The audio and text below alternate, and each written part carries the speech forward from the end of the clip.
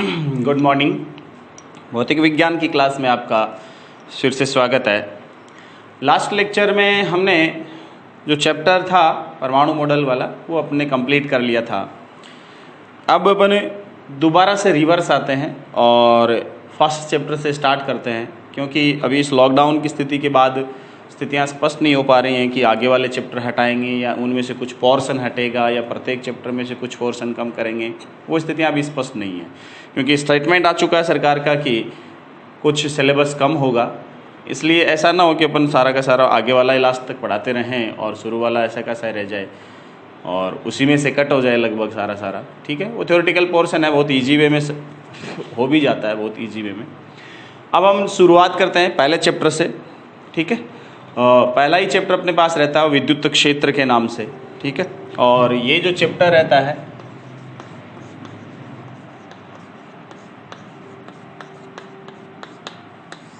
ठीक है, विद्युत क्षेत्र के नाम से ही है। हालांकि इसमें अपन पढ़ते क्या क्या हैं वो भी अपन अभी देखेंगे, बात करेंगे। छोटी छोटी बातें पहले कर लेते हैं। कई बार आपने देखा होगा इसमें होता क्या है क्या नहीं होता है, वो सारी चीज़ें अपन वन बाय वन करके देख लेंगे इसमें।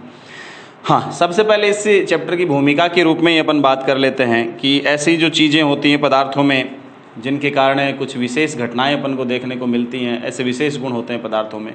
उन गुणों में एक तो द्रव्यमान आता है। उस द्रव्यमान की बात हम 11वीं क्लास में कर चुके हैं। ठीक है, जिसके बारे में अपन कहते हैं कि जब भी किसी पिंड को पृथ्वी से ऊपर की ओर उछाला जाता है तो पृथ्वी वापस खींचती है ना।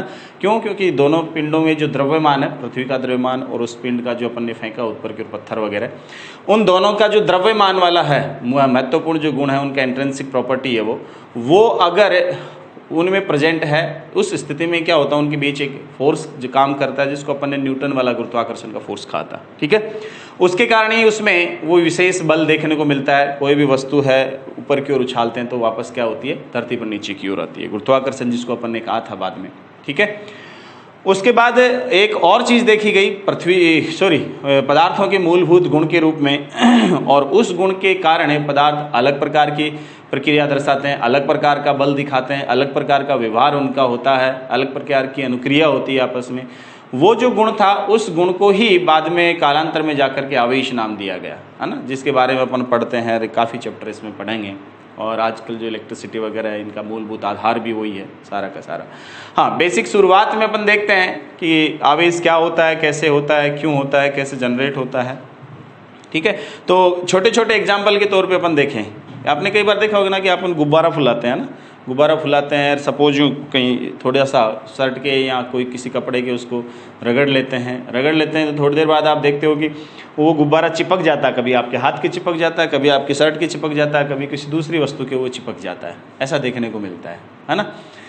और कई बार आपने देखा होगा जैसे बैठे बैठे आप क्या करते हो, जैसे बुक आती है ना, बुक है, रजिस्टर है, तो आप कई बार बैठे बैठे क्या कर लेते हो, उसके ऊपर वाला जो कवर होता है उस पर पतली सी पन्नी आती है ना, पतली सी पन्नी आती है, आप उसको उतार लेते हो है ना।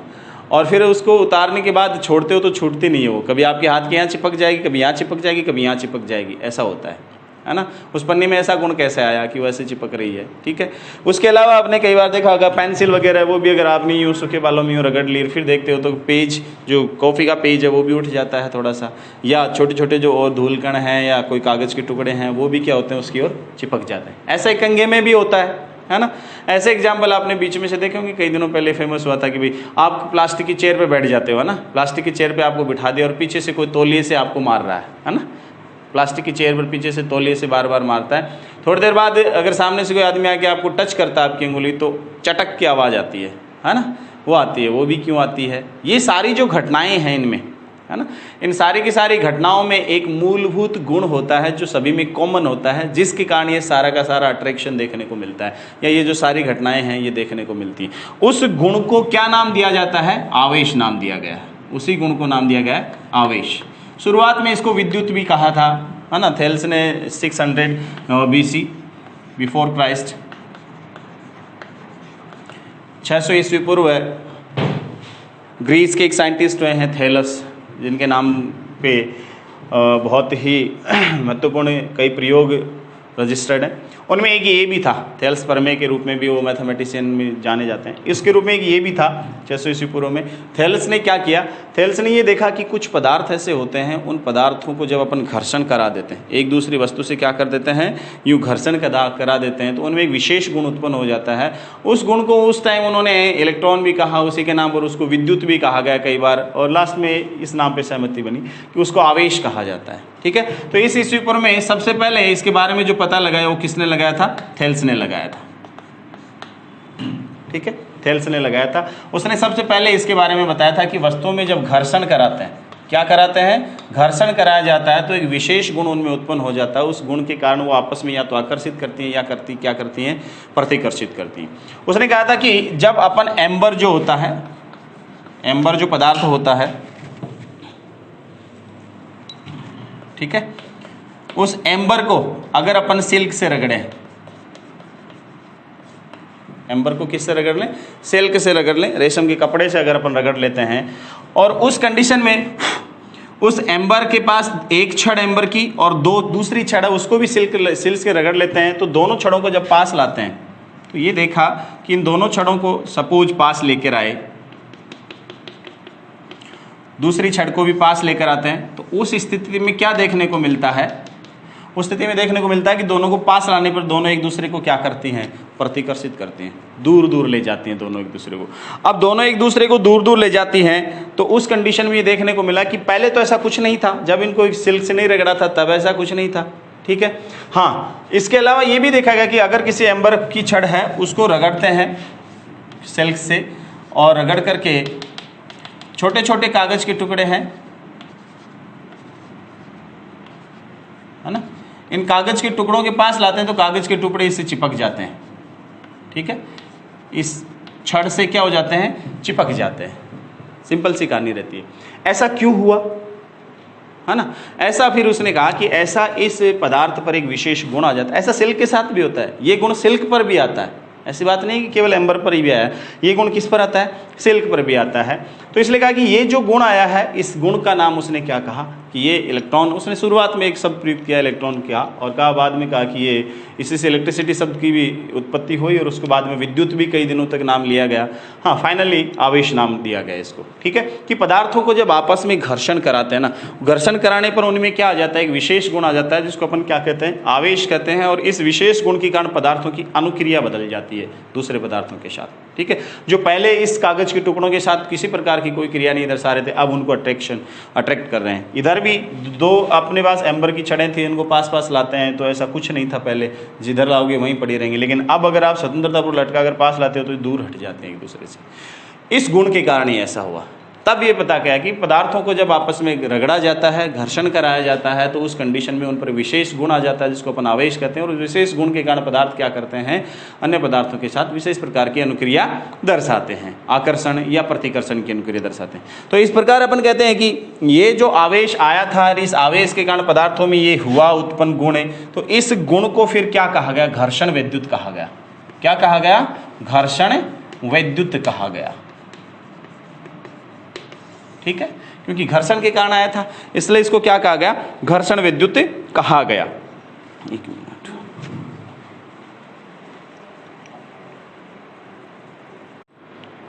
ठीक है, तो घर्षण विद्युत कहा गया उसको, शुरुआत में अपन बात कर रहे थे। ठीक है, तो घर्षण विद्युत का मतलब क्या हुआ कि जब एक वस्तु को दूसरी वस्तु से अपन घर्षण कराते हैं तो उस पर विशेष प्रकार का गुण आ जाता है जिसको अपन ने आवेश कहा था। अब खास बात ये होगी कि आवेश की अपन डेफिनेशन क्या दें फिर, तो आवेश के अपन ये डेफिनेशन कहते हैं कि जो आवेश आता है उस पदार्थ का नेज गुण होता है। पहली बात तो ये ध्यान रखनी है, नेज गुण का मतलब जो भी पदार्थ उपस्थित होगा उसमें वो गुण होगा ही होगा प्रेजेंट। जैसे द्रव्यमान किसी पदार्थ का गुण होता है, किसी द्रव्य का, ठीक है, वैसे आवेश भी क्या होता है, उसी पदार्थ का नेज गुण होता है जो उसके हमेशा साथ रहता है। ठीक है, अब हम ये कहते हैं कि आवेश को कहें क्या, तो हम ये कहते हैं कि आवेश जब उस पदार्थ पर आया है देखने में, घर्षण कराने के कारण जब वो देखने में आया है, प्रभाव में आया है, उसके बाद पदार्थ ने क्या किया, कुछ वस्तुओं को खींचा है अपनी तरफ, कुछ को प्रतिकर्षित भी कर देता है। ठीक है, तो इसका मतलब ये हुआ कि वो कुछ बल लगाता है, बल उत्पन्न करता है। या बल कब लगता है, जब किसी प्रकार का क्षेत्र उत्पन्न होता है, तो वो आवेश क्या करता है, किसी प्रकार का क्षेत्र उत्पन्न करता है। ठीक है। अब ये आवेश कैसा कैसा क्षेत्र उत्पन्न कर सकता है? ये आवेश विद्युत क्षेत्र उत्पन्न कर सकता है और कौन सा क्षेत्र कर सकता है? चुंबकीय क्षेत्र उत्पन्न कर सकता है ना। और अगर ऐसा कोई क्षेत्र विद्यमान भी है तो उस क्षेत्र में अगर इस आवेश को रख भी दें तो वो क्या कर सकता है? उस क्षेत्र में अनुभव भी कर सकता है किसी बल का। समझ गए बात आप? तो इसका मतलब ये हुआ कि किसी भी पदार्थ का वह नैज गुण जिसके कारण वह पदार्थ विद्युत और चुंबकीय क्षेत्र उत्पन्न कर सकता है और उनके प्रभावों का अनुभव भी कर सकता है। समझ गए बात आप? तो उसको अपन क्या कहते हैं? उस पदार्थ का उस नेज गुण क्या कहलाता है? वह आवेश कहलाता है। समझ गए बात आप? सिंपल से डेफिनेशन, यानी सिंपल बात में क्या कहें? किसी पदार्थ का वह नेज गुण जिसके कारण वो पदार्थ विद्युत या चुंबकीय क्षेत्र उत्पन्न कर सकता है या दोनों ही क्षेत्र उत्पन्न कर सकता है तथा उन क्षेत्रों का अनुभव भी कर सकता है, उनको फील भी कर सकता है, वो क्या कहलाता है? वो आवेश कहलाता है। सिंपल सी बात। अब हम इसी चैप्टर में जब अध्ययन करेंगे आगे बढ़ते हुए, या इसके आगे वाले जो 3-4 चैप्टर हैं उनमें अपन अध्ययन करेंगे, तो इस आवेश से ही संबंधित अध्ययन करेंगे। और आवेश से संबंधित किस स्थिति का अध्ययन करेंगे? देखो, आवेश या तो पड़ा है या गतिशील है, दो ही अवस्था हो सकती है आवेश की किसी वस्तु की, या तो वो पड़ी है या क्या है? गतिशील है। तो अपन करेंगे जब आवेश स्थिर होता है तो उस स्थिति में आवेश स्थिर कंडीशन में क्या क्या उत्पन्न कर सकता है अपने चारों ओर और क्या क्या अनुभव कर सकता है, वो इन सब का जो अध्ययन है वो अपन इस यूनिट में करेंगे, जिसमें 4 चैप्टर आते हैं अपने पास शुरुआत वाले। तो वो जो अपने पास अध्ययन है उसी को अपन एक नाम देते हैं स्थिर वैद्युतिकी। वैद्युतिकी का मतलब शुरुआत में आवेश को विद्युत भी कहा गया था, इसलिए क्या कहते हैं अपन? वैद्युतिकी। इकी का मतलब विद्युत से संबंधित, यानी आवेश से संबंधित। और कैसे आवेश से संबंधित? स्थिर वैद्युतिकी। स्थिर आवेश से संबंधित जो अध्ययन है वह स्थिर आवेश से संबंधित जो क्षेत्र उत्पन्न होते हैं या जो क्षेत्रों की बीच अनुक्रियाएं होती हैं, उन सभी का सम्मिलित जो अध्ययन है भौतिक विज्ञान की जिस शाखा में किया जाता है वो क्या कहलाती है? स्थिर वैद्युतिकी कहलाती है। क्या कहलाती है?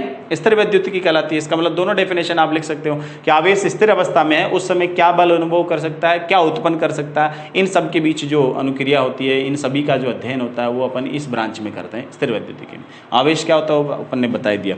उसके बाद फ्रैंकलिन ने कुछ एक्सपेरिमेंट किए कि आवेश अब आगे तो उत्सुकता तो बढ़ी जाती है, पदार्थ में कोई गुण नया दिख जाता है तो उसके प्रति उत्सुकता बढ़ जाती है, जानने की बात हो जाती है कि अपन जाने कि क्या होता है, कैसे क्या क्या और कर सकता है ये। तो फिर फ्रैंकलिन ने कुछ एक्सपेरिमेंट्स किए और फ्रैंकलिन ने शुरुआत में क्या किया? शुरुआत में फ्रैंकलिन ने एक सिंपल सा एक्सपेरिमेंट दोहराया, या कई बार कई चीज़ों के साथ एक्सपेरिमेंट किए उसने शुरुआत में। पहला तो लिया उसने कांच की छड़ ली, है ना, कांच की छड़ ली और उसको सिल्क से रेशम के कपड़े से रगड़ा, घर्षण कराया। ये तो पता था घर्षण विद्युत घर्षण से उत्पन्न होती है, और भी कई कारक है जो पढ़ेंगे अपन आवेशन के। तो पहला तो उसने कांच की छड़ों को, 2 छड़ों को पास पास रखा, एक को लटका दिया और दूसरे को पास लेकर आए उसके। फिर उसने क्या, एबोनाइट की छड़ ली, प्लास्टिक एबोनाइट की छड़, और उसको भी घर्षण कराया बिल्ली की खाल या फर से, और उस कंडीशन में उनको भी पास पास लेकर आए तो भी उन्होंने देखा क्या देखने को मिला। और फिर उसने क्या किया, एक कांच की छड़ ली और एक एबोनाइट की छड़ ली। ऐसे सेम छड़ वाले उसने बहुत सारे कॉम्बिनेशन लिए, है ना। सेम छड़ों को क्या किया उसने, एक को लटका के दूसरी पास ले जाते, तो उसने सबसे पहले क्या देखा कि सेम छड़ों को अब ले जाते हैं तो वो प्रतिकर्षित ही करती हैं, हमेशा प्रतिकर्षित करती हैं। इसका मतलब ये हुआ उसने एक कॉन्सेप्ट डेवलप किया कि सीधी सी बात तो एक तो ये हो गई कि ये आवेश है, आवेशित है, ये तो मुझे पता चल गया क्योंकि मैंने कांच की छड़ को रगड़ा है सिल्क से, इसका मतलब ये आवेशित है। दूसरी छड़ भी आवेशित है, सेम चीज़ से रगड़ा है, इसका मतलब दोनों पे आएगी जो चीज़ आएगी वो सेम प्रकृति की आएगी क्योंकि प्रकृति दोनों की सेम है। इसलिए इसने कहा था कि इन पर जो आवेश आता है उसकी जो भी प्रकृति होगी वो समान प्रकृति तो होगी, ये तो तय हो गया, ठीक है। लेकिन जो समान प्रकृति होगी वो समान प्रकृति आपस में हमेशा क्या करेगी, प्रतिकर्षित करेगी। तो एक स्टेटमेंट डिलीवर हुआ कि समान प्रकृति का जो आवेश होता है, समान प्रकार का जो आवेश होता है वो हमेशा एक दूसरे को क्या करता है, प्रतिकर्षित होता है। लेकिन जब कुछ इनमें से युग्म ऐसे लिए गए जिनमें ये देखने को मिला कि अलग अलग छड़ें जब पास लाए तो कुछ में तो आकर्षण दिखा, इसका मतलब उन पर समान प्रतिकर्षण दिखा, तो इसका मतलब उन पर समान प्रकृति थी। लेकिन कुछ में ऐसा दिखा कि यहाँ जैसे एक कांच की छड़, एक एग्जाम्पल के तौर पे कांच की छड़ और एक एबोनाइट की छड़ ले लें, तो उनमें संयोग से ऐसा देखने को मिला कि दोनों पर आवेश की प्रकृति विपरीत रही, तो ये आकर्षण वाली स्थिति उनमें देखने को मिली। तो उसने कहा था कि इन पे सेम तो नहीं हो सकता क्योंकि सेम वाली स्थिति तो मैं देख चुका, इसका मतलब दोनों पे सेम तो नहीं है, आवेश है तो अलग प्रकार का। और इसका मतलब ये हुआ कि अलग प्रकार का जो आवेश होता है वो आपस में क्या करते हैं, आकर्षित करते हैं। तो 2 ही कॉम्बिनेशन उसके पास बन पाए, समान वाले, प्रतिकर्षण वाले, और कुछ कॉम्बिनेशन है जिनमें आकर्षण भी देखने को मिला। इसका मतलब इन पर अलग अलग प्रकार का आवेश है। इसलिए उसने फिर एक स्टेटमेंट दिया कि आवेश का जो प्रकार होता है उसकी प्रकृति होती है वो 2 होती है। कौन कौन सी आवेश? दो प्रकार का आता है, जैसे कांच लाइक छड़ है, कांच की जैसी छड़ थी, उस पर उसने कहा कि इस पर धनावेश माना। शुरुआत में कोई कॉन्सेप्ट नहीं था इसके पीछे कि इस पर धनावेश ही क्यों माना, ये बाद में धीरे धीरे समझाया गया इस चीज़ों को। हाँ, ये हुआ कि इसको धनावेशित माना उसने, और जो एबोनाइट की छड़ थी उसको क्या माना कि इस पर जो आवेश आया उसकी प्रकृति कैसी है? ऋण प्रकृति है। क्योंकि उसने देखा था कि सामान कई बार क्या होता है कि जब इनको पास में टच भी करा देते हैं तो उस कंडीशन में ये आकर्षण का गुण भी लगभग सा लुप्त सा हो जाता है। इसका मतलब उसने ये भी देखा कि ये जो आवेश है एक दूसरे को निरस्त करने का गुण भी रखते हैं। इसलिए उसने ये सिंपल अज्यूम्पशन दिया कि ये एक प्रकार का तो धनावेश माना जा सकता है, दूसरा कैसा माना जा सकता है? ऋणावेश माना जा सकता है। इसलिए आवेश के कितने प्रकार फिर डिफाइन किए गए? दो प्रकार, एक तो धनात्मक आवेश पॉजिटिव चार्ज और एक दूसरा कौन सा? ऋणात्मक आवेश नेगेटिव चार्ज। फिर दूसरा स्टेटमेंट यहाँ से क्या दिया उसने कि विपरीत प्रकृति के जो आवेश हैं वो एक दूसरे को क्या करते हैं? आकर्षित करते हैं। ये सिंपल सी बात थी जो देखने को मिली।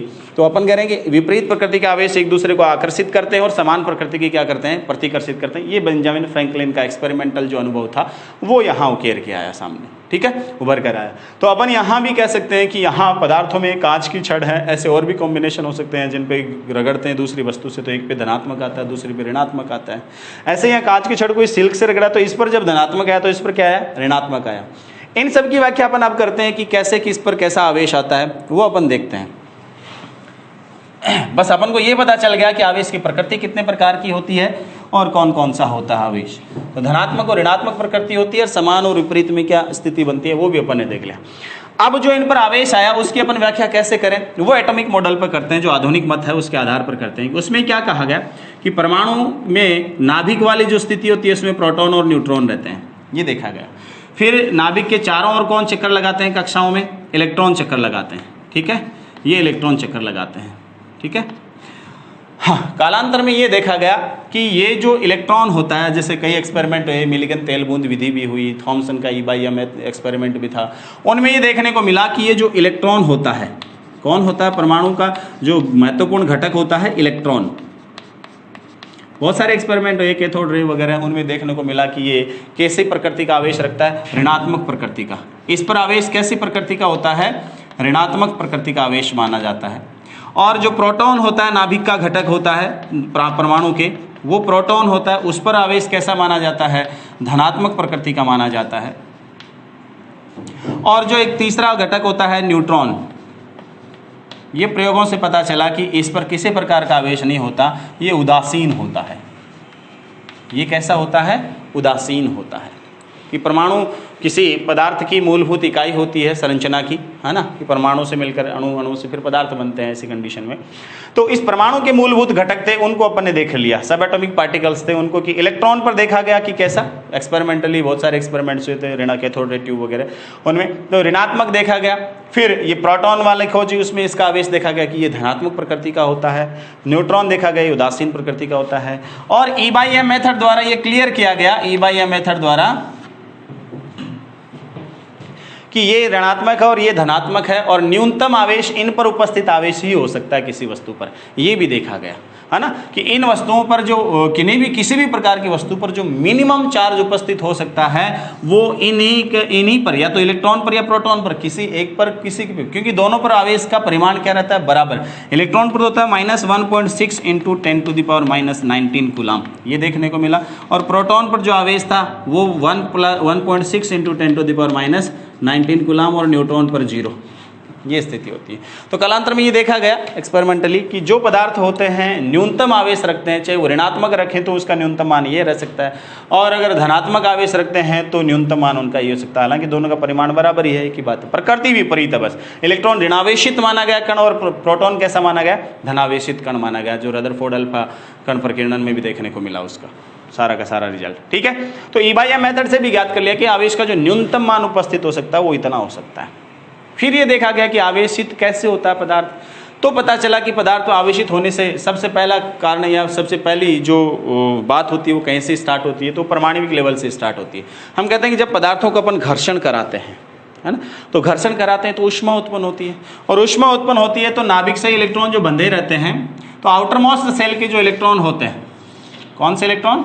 आउटर मोस्ट सेल के जो इलेक्ट्रॉन होते हैं वो ढीले बंधे होते हैं, क्योंकि नाभिक से तो प्रोटॉन या न्यूट्रॉन को निकालने में बहुत ऊर्जा देनी पड़ती है। तो बाहर वाले जो अपने पास इलेक्ट्रॉन होते हैं, आउटर मोस्ट सेल के इलेक्ट्रॉन, वो बहुत ढीले बंदे होते हैं और उनको जब एनर्जी मिल जाती है तो बाहर निकल जाते हैं, है ना।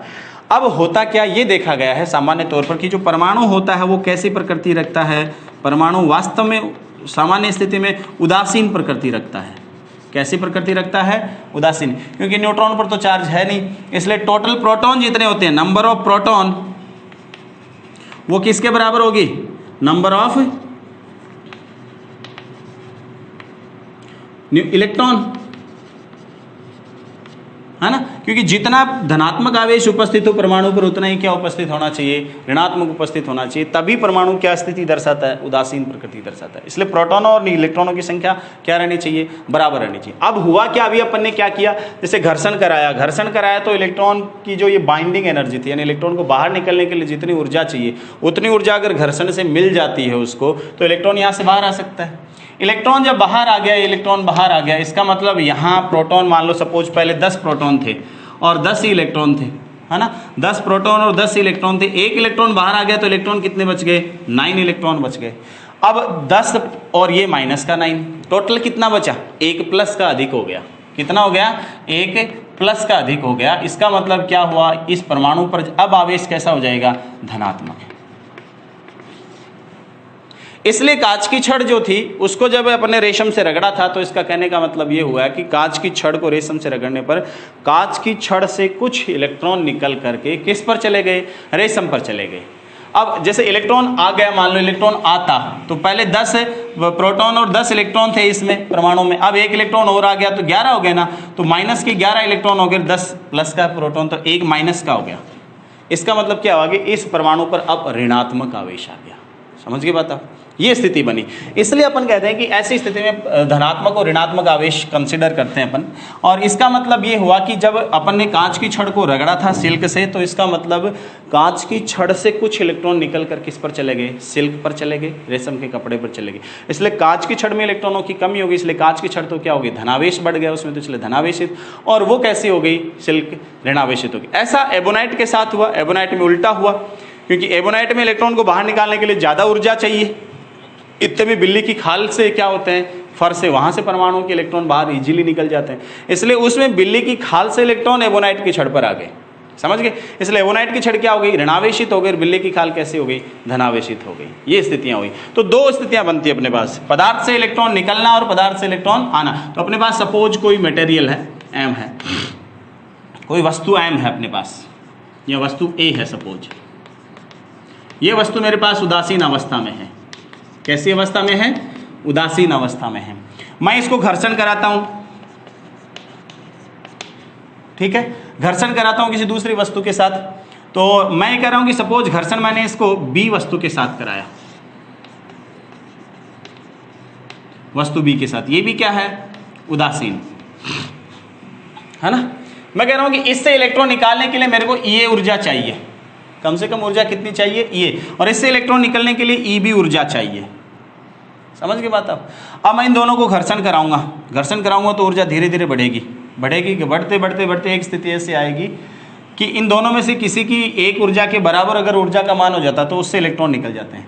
पहला केस तो ये होगा कि अगर E A is greater than E B, यानी इसके लिए, इससे इलेक्ट्रॉन निकालने के लिए ज़्यादा ऊर्जा चाहिए और इससे कम चाहिए, तो ऊर्जा का मान बढ़ता सबसे पहले इसके बराबर पहुंचेगा, तो सबसे पहले इससे इलेक्ट्रॉन निकलना स्टार्ट होंगे।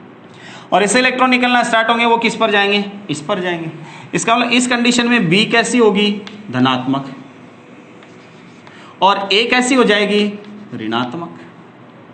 और अगर दूसरी स्थिति मेरे पास आएगी E A is less than E B, कि मेरे को जब इनको घर्षण कराते हैं तो इसकी ऊर्जा कम होती है, नहीं, ऊर्जा का मान बढ़ता पहले इसके बराबर पहुंचता है, तो इससे इलेक्ट्रॉन निकलना स्टार्ट होते हैं, इस पर आते जाते हैं। उस कंडीशन में ए क्या हो जाएगा? पॉजिटिव हो जाएगा और बी क्या हो जाएगा? नेगेटिव हो जाएगा। धातुओं के इसमें अपन इसको कार्यफलन के नाम से पढ़ते हैं कि धातु की पृष्ठ से इलेक्ट्रॉन बाहर निकालने के लिए आवश्यक जो ऊर्जा होती है उसको अपन कार्यफलन कहते हैं। तो सामान्य स्थिति में अपन यहाँ भी कह सकते हैं कि धातु की पृष्ठ से इलेक्ट्रॉन बाहर निकालने के लिए जो ऊर्जा होती है वो ऊर्जा किसी वस्तु के लिए कम होती है तो उससे इलेक्ट्रॉन पहले बाहर आते हैं, और किसी के लिए ज़्यादा होती है तो उससे इलेक्ट्रॉन बाद में बाहर आते हैं। इसका मतलब उन दोनों को अगर पास पास रख के अपन घर्षण कराएं तो उससे इलेक्ट्रॉन निकल कर इस पर आते जाते हैं। समझ के बात? अब तो वो कम ऊर्जा वाली वस्तु तो क्या कहलाती है? पॉजिटिव वस्तु कहलाती है, और ये क्या हो जाती है, नेगेटिव कहलाती है। अब इलेक्ट्रॉन आया चूंकि, अब इसका एक काम और देखो, चूंकि क्या आया है, इलेक्ट्रॉन आया। सपोज वस्तु ए थी अपने पास, ये वस्तु ए है, ये वस्तु बी है, ठीक है।